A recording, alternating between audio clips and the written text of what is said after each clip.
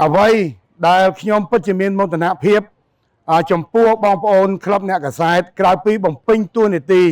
ជាអ្នកផ្ដល់ការពិតទៅដល់មតិជាតិនិងអន្តរជាតិឲ្យឃើញអំពីសោកនាដកម្ម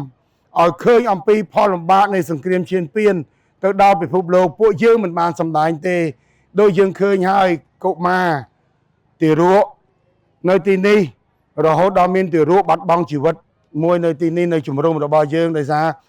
គ្នាមកវាមានជំងឺប្រចាំកាយផង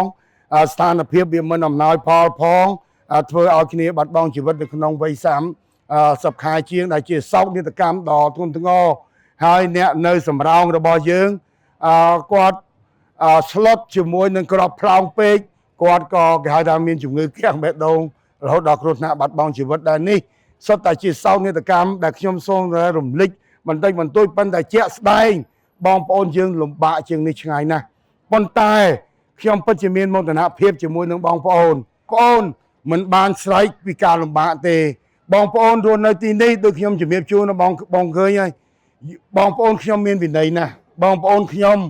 គឺចេះជួយចែករំលែកគ្នាអត់មានការចំណាយគ្នាទេពីព្រោះអំណោយដែលសប្បុរសជនផ្ដល់ពេលនេះมันអាចគ្របដណ្ដប់ទៅចំនួនជនភៀសសឹកនៅក្នុងជំរំនេះបានទាំងមូលទេគឺបានតែ1000គ្រួសារនេះ1000គ្រួសារ